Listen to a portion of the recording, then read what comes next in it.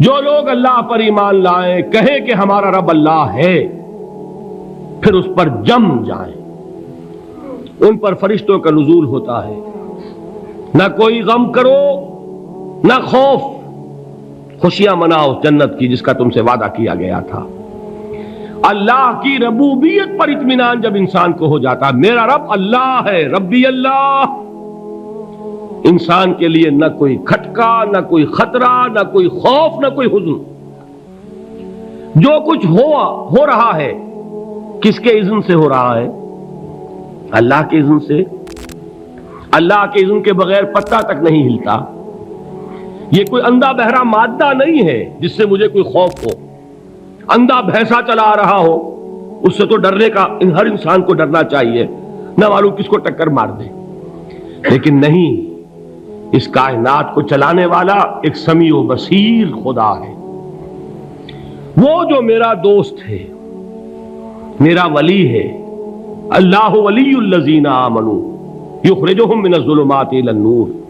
اللہ اہل ایمان کا ولی ہے، ساتھی ہے، پشت پناہ ہے، مددگار ہے، حمایتی ہے۔ بتائیے جسے یقین ہو جائے کہ اللہ میرا مددگار، اللہ میرا محافظ، اللہ میرا پشت پناہ، اللہ میرا حمایتی، اس کے لیے کوئی خوف ہوگا؟ اس سے کوئی ڈر ہوگا؟ میں مثال دیا کرتا ہوں ایک بہت سادہ، پنجاب کے دیہات کی۔ تو بڑا چودھری ہے اور کوئی غریب کسان ہے۔ اس غریب کسان کے جانوروں کو ہر وقت اندیشہ ہوگا چوری کا، کوئی میری بھینس کھول کر نہ لے جائے، کوئی میرا بیل کھول کر نہ لے جائے۔ لیکن جس کے بارے میں یہ سب کو معلوم ہو کہ وہ جو بڑا چودھری ہے وہ اس کا دوست ہے، اس کی بچیا کو کوئی خوف ہوگا؟ اس کی بھینس پر کوئی ہاتھ ڈالے گا؟ اسے کوئی اندیشہ ہوگا؟ نہیں۔ کیوں؟ کہ وہ بڑا چودھری، بڑا اس کا یہاں کا سردار، جاگیردار، سب کو معلوم ہے وہ میرا دوست ہے، کوئی میرے خلاف اقدام نہیں کر سکتا۔ اس دنیا میں یہ چھوٹی سی بات اگر آپ کے دلی اطمینان اور سکون کا باعث بن سکتی ہے تو ذرا تصور کیجئے۔ میں لفظ تصور استعمال کروں گا صرف اس لیے کہ اس کا ہم جس کو کہتے ہیں ادراک اور شعور کر نہیں سکتے، اگر کے ساتھ کر سکتے۔ اگر یقین ہو کہ اللہ میرا مددگار اور یقین ہو کہ اللہ ہر آن میرے ساتھ ہے، پھر کوئی خوف، کس کا خوف؟ کوئی شے اللہ سے بالاتر ہے؟ کوئی قوت اس سے زیادہ طاقتور ہے؟ کوئی اس کے ارادے کو بدلنے والا ہے؟ کوئی اس کی مشیت کے آڑے آنے والا ہے؟ یہی بات ہے جو حضور نے فرمائی۔ یہ ایمان کا حاصل ہے لب لباب، کہ دیکھو اچھی طرح اس بات کو ذہن نشین کر لو، اگر تمام انسان مل کر تمہیں کوئی نقصان پہنچانا چاہے نہیں پہنچا سکتے، مگر جو کچھ اللہ نے لکھ دیا ہو، اور تمام انسان مل کر تمہیں کوئی نفع پہنچانا چاہیں نہیں پہنچا سکتے، مگر وہ شے جو اللہ نے طے کر دی ہو۔ آپ پھر میں کہوں گا ذرا طاری کیجئے، اسے فرض کیجئے، اسے سوچئے۔ اگر اس حدیث پر ہمارا دل ٹھکا ہوا ہو تو کسی سے ڈر ہوگا؟ یہ مجھے نقصان نہ پہنچا دے، یہ میری رپورٹ خراب نہ کر دے، یہ میری انکریمنٹ نہ رکوا دے، یہ میرا یہ نہ بگاڑ دے، یہ میرا یہ نقصان نہ پہنچا دے۔ اس کا ڈر، اس کا ڈر، اس کا خوف، اس کی خوشامد، اس کے لیے جا کر طرح طرح سے اپنی عزت نفس کو ذلیل کروانا اس کے سامنے، یہ سب کچھ کیوں کرتا ہے انسان؟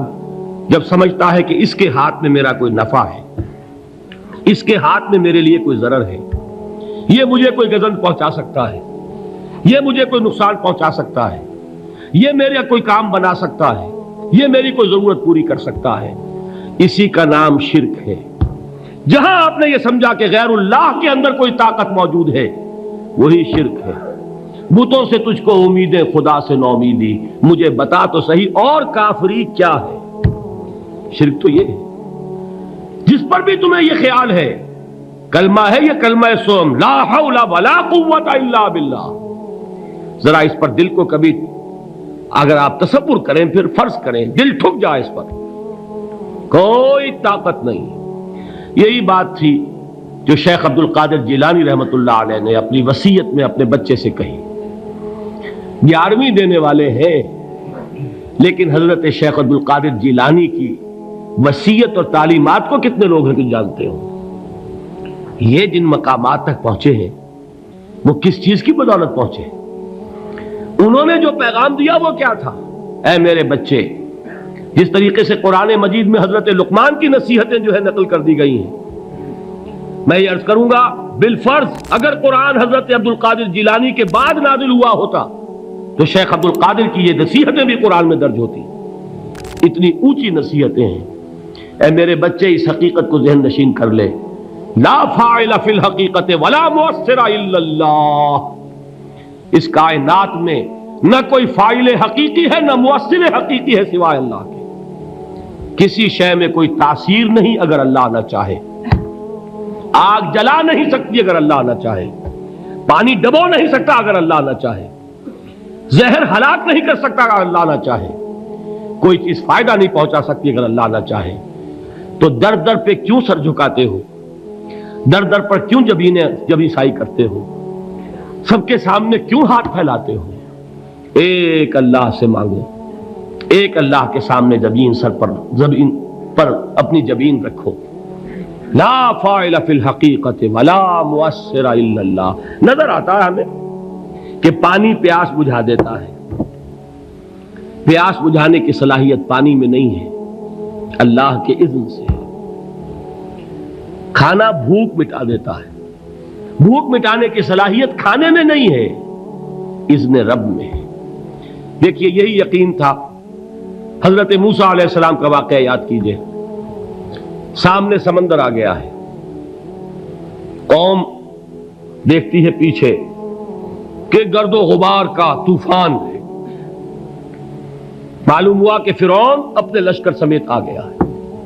لشکر جب چلتا تھا تیز رفتاری کے ساتھ تو گرد و غبار کا جو طوفان اٹھتا تھا اس کا تصور کیجیے. اور لمحہ بلمحہ وہ قریب آ رہا ہے. پوری قوم نے کیا کہا؟ اے موسیٰ انا لمدرکون. اے موسیٰ ہم کو پکڑے گئے. قرآن مجید نے تو یہاں وہ باتیں نہیں لکھی ہیں، لیکن تورات میں یہ درج ہے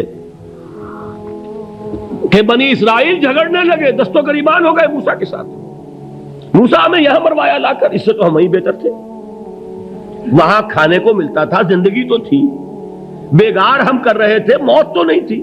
اب جو کچھ ہوگا اس کا تصور کرو، جس طریقے سے ہمارے ٹکڑے اڑائے جائیں گے.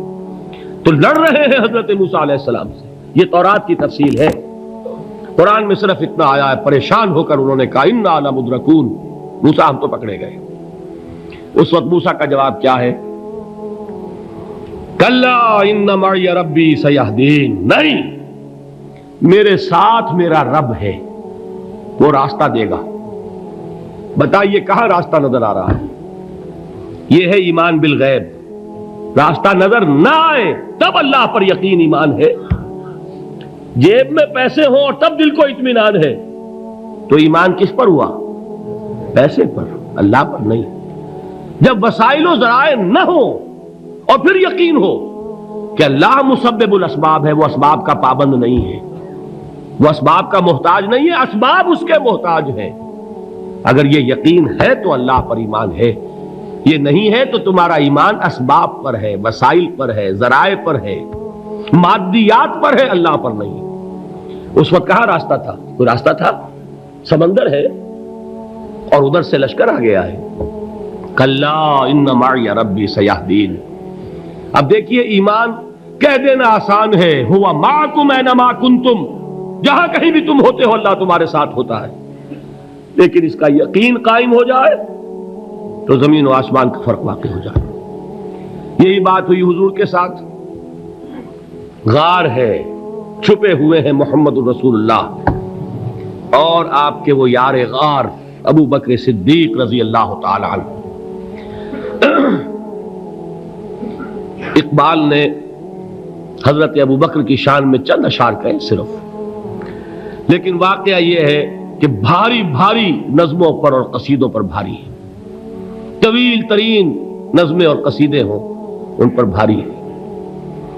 ہمت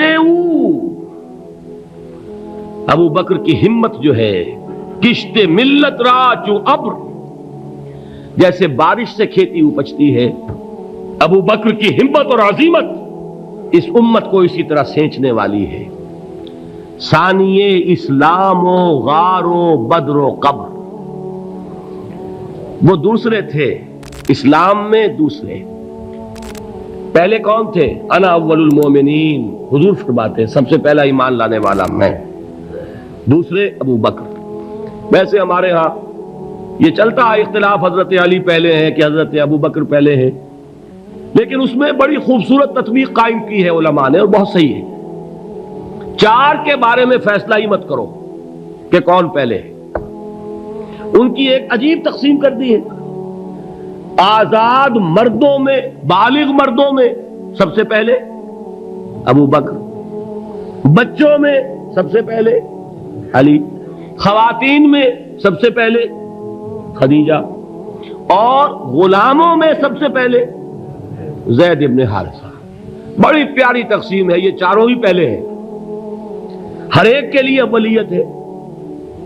اور واقعہ یہ ہے کہ اگر زمانی اعتبار سے تعین ہوگا تو پہلے خدیجۃ الکبریٰ آئیں گی رضی اللہ تعالی عنہ، کسی اور سے بات کرنے کی نوبت بعد میں آ سکتی ہے، پہلے تو اہلیہ محترمہ سے بات ہوئی ہے، آتے ہی پہلی وحی ہوئی ہے، ابھی تبلیغ کا حکم نہیں تھا۔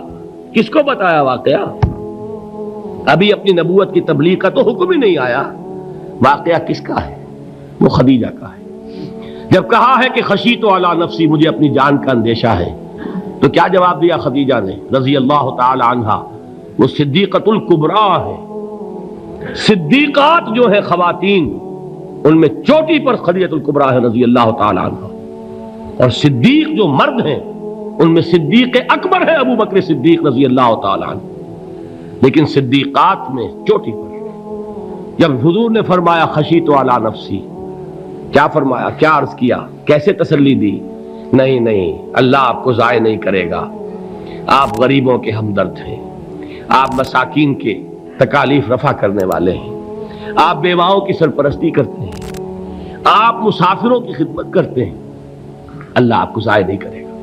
یہ یقین ہے اس خاتون کے اندر۔ خیر وہ ایک علیحدہ بات ہو جائے گی۔ میرے دل پر حضرت خدیجہ رضی اللہ تعالی عنہ کی شخصیت کا بڑا گہرا نقش ہے، جو وہ کوئی اور ہی وقت اور موقع ہوا تو بیان ہوگا۔ بہرحال اقبال نے ایک مصرے میں جو چار اولیتیں جمع کر دی ہیں، ہمتیں او کشت امت را چو ابر، ثانی اسلام و غار و بدر و قبر۔ اسلام میں حضور کے بعد پہلے کون؟ ابو بکر۔ غار میں حضور کے ساتھ کون؟ ابو بکر۔ بدر کی رات اللہ کا رسول سربسجود وہ جھاڑ، وہ گھاس پھوس کی جو جھوپڑی بنائی گئی تھی، اور وہاں تلوار ننگی لے کر پہرا دینے والا کون؟ ابو بکر۔ اور اس حجرہ عائشہ میں محمد کے بعد سب سے پہلے دفن ہونے والا کون؟ ابو بکر رضی اللہ تعالی عنہ صلی اللہ علیہ وسلم۔ وہ جو معاملہ میں سنا رہا تھا غار ثور کا، حضرت ابو بکر بھی حضور کے خیال سے لرز گئے ہیں۔ آپ کو یاد ہوگا کہ جا کر پہلے تمام جتنے سوراخ تھے انہیں بند کیا ہے، ایک سوراخ رہ گیا تھا جس کو بند کرنے کے لیے کوئی کپڑا نہیں تھا، وہاں اپنی ایڑی رکھی ہے، تب کہا ہے حضور سے تشریف لائیے، اور اپنے زانو پر حضور کو لٹایا ہے، اور وہاں کسی موذی جانور نے کاٹا ہے، حضور کی آنکھ لگ گئی تھی اس وقت، اس بل کے اندر جو بھی بچھو ہے کیا ہے واللہ عالم، اس نے کاٹا ہے، اس کی تکلیف کی وجہ سے ابو بکر کی آنکھوں سے آنسو ٹپک گئے، حضور کے چہرے مبارک پر پڑے ہیں، تو حضور جاگے ہیں، معاملہ کیا ہے؟ ایڑی نہیں ہٹائی وہاں سے، مبادا وہ جانور وہاں سے نکل کر محمد الرسول اللہ کو کوئی گزن پہنچا دے، ابو بکر کی ایڑی ہے، جس طرح چاہے کھا لے، ختم کر دے، جان نکل جائے تب کوئی آنچ آئے محمد پر تو آئے، لیکن جیتے جی نہیں۔ وہ ہے ابو بکر حضور کے خیال سے۔ اس وقت حضور نے پھر اپنا لعاب دہن لگایا ہے، اور اس سے پھر آپ کی تکلیف ختم ہوئی۔ جیسے خیبر میں حضرت علی کی آنکھ دکھ رہی تھی، اس کو جو شفا حاصل ہوئی ہے وہ بھی حضور کے لعاب دہن سے ہوئی۔ تو بہرحال اس وقت انہوں نے کہا ہے کہ اے نبی یا رسول اللہ، اگر اس وقت ان میں سے کسی نے غیر ارادی طور پر بھی اپنے قدموں کی طرف جھانک لیا تو پکڑے جائیں گے۔ کیا جواب تھا اللہ کے رسول کا؟ لا تحزن ان اللہ معنا، اللہ ہمارے ساتھ ہے، کیوں گھبراتے ہو ابو بکر؟ یہ ہے ایمان باللہ، میرا مالک اللہ، میرا رازق اللہ، میرا محافظ اللہ، میرا مددگار اللہ، میرا پشت پناہ اللہ، میرا دوست اللہ۔ یہ دوستی ہے اللہ کی جو لب لباب ہے، حاصل ہے ایمان کا، اسی کا نام ولایت ہے۔